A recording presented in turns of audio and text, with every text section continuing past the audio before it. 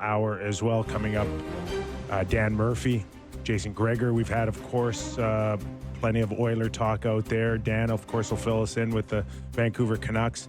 And in about half an hour, we'll welcome in the president, or I'm sorry, not the president. They don't have one anymore. Right. The general manager of the Toronto Maple Leafs, Brad Treliving. And one last bit of house cleaning here this hour of Real Kipper and Born, brought to you by Bet365. All right, go, JB. What you got? Well, What do you got? Pick it up from the food conversation. Well, we did the conversation yesterday about Mitchell signing in Vegas. Yeah, and he made the trip out there. They had a press conference for him. Did you get to watch some of it? I saw a clip of him at the airport. I guess that's what they do once anybody comes off the plane, and they give him balloons, and there's cheerleaders. You got the ladies there, yeah. I can't say I sat there and watched the press conference. I saw a couple of clips come across my Twitter feed, and relatively unremarkable. I'd love to be upset about anything. I'm not overly. Sam, I think, was a little more bothered. Wow. It's okay. First of all, you know what it does to social media, right? That people like the split, whatever it is. There's the lovers of Mitch Marner, and then there's the haters, and everybody gets to rip on him if they want. Listen, I've been ripping on him since junior. So I wouldn't say I just did it on the way out. So Mitch Marner? Oh yeah. You didn't rip him when he was a Leaf. Oh, never? No. Are you being Just serious? kept quiet. Oh yeah, for sure. But watching the press conference, and I watched the whole thing today. I watched Kelly McCrimmon and Mitch Marner today, which was a bit of a chore, if I'm being fully honest. I get the feeling that he couldn't get out of here fast enough. That he wanted to get the hell out of here as quickly as he possibly could. I don't know. Yeah, and that's now you're surprised at that? Or? Yeah, I am. I am surprised.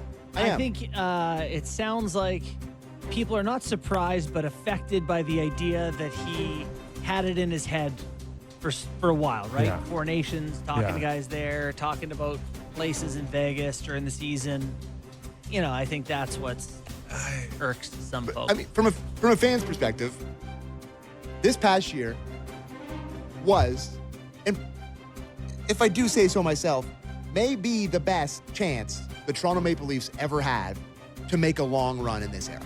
And listen, they got, you can talk about their glowing day yesterday that they had in free agency and, the Matthias Michelli experiment, maybe you can talk about that. But to have the leading scorer of the Toronto Maple Leafs talking about it at a press conference now, being I was talking to Stoney and talking to Hiller, and, they said Vegas was great. And it's hard to not be he was dreaming of Sam, Vegas since the puck dropped after he got back. Reality. No, it's just, Sam, okay. free agency in professional sports has been around now for 50 years. 100%. I get that. Everybody moves. Everybody. Why is this any different? Why can't he be like everybody else and just pack up, play the last year of his deal, and move? Why? Why? The problem, I think, is that they don't feel like he was fully committed to the team he was on. He had a career year at 102 points. Yeah. Career year. Imagine how good he'd been if he was bought in. 130? Maybe. 140? Sure. I'm not saying that he wasn't bought in. That's not the conversation I'm having here. But, it's human nature.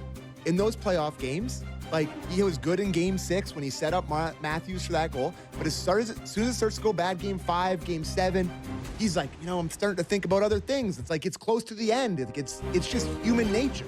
And it just hurts my soul that the guy from the area, the guy that's played in the OHL, didn't want to stay with this team, and he'd rather go play for the glitz and glam in Vegas. Why do you want that more than this? That's it in a nutshell. Why do you want that more than this? No different than anyone else. You ask an Islander fan right now for Tavares, it's like it happened yesterday. They are still pissed.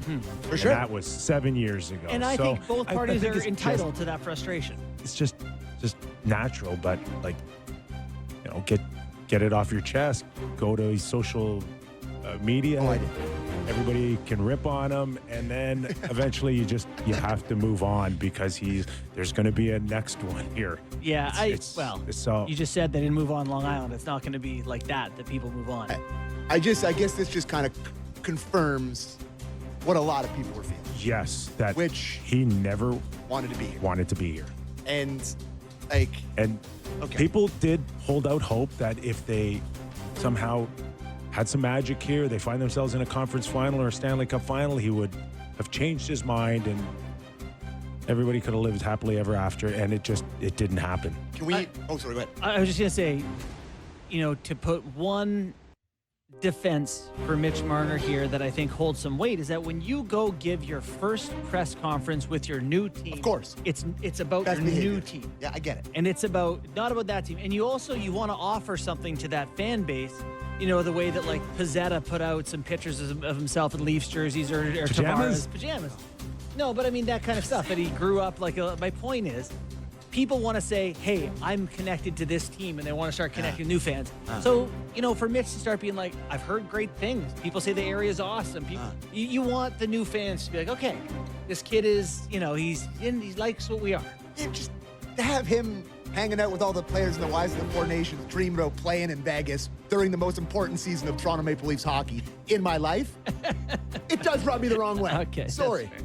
It's like, we talked about it with Stoner, and we talked about it with Hiller. It's like they're on nickname basis. You're not naive to think that it doesn't happen. You just don't want to hear it publicly. I think that's probably bang on, for sure. Okay. Yeah. I do. I get that. You're a super fan. I am. And there's a lot of super fans of this team. Yeah. In fact, maybe the most super fans of this team. Perhaps.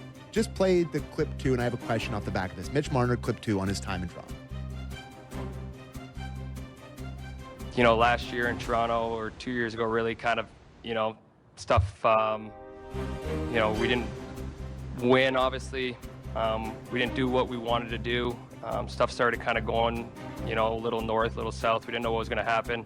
A lot of trade rumors all last summer, didn't know what was going to happen in that regard either. And, as soon as the year started up, we're ready to commit and play hockey and, see what would happen. But, at the same time, we're willing to take it to the distance and, kind of told Toronto that that was our plan. And, I was so grateful to play there for 9 years. I said it at my end of the year interview there that it took a risky pick on a small kid from Toronto that, was forever grateful to be able to wear a Maple Leaf jersey and forever to be able to play in front of, some of the greats that ever wore that jersey. But just now it's being a family man, a father. We thought our time was, ready to look somewhere else and find a new home and find a new place to grow our family. And like I said, I'm so grateful to be here and so happy to be a part of this team. So the question I have off the back of that is, he said 1 or 2 years off the top, right? And I saw our boy Bunkus talking about this a little bit today on his show about just the blame that falls for not getting anything out of this on Shanahan. And the belief of, like, we're going to keep going.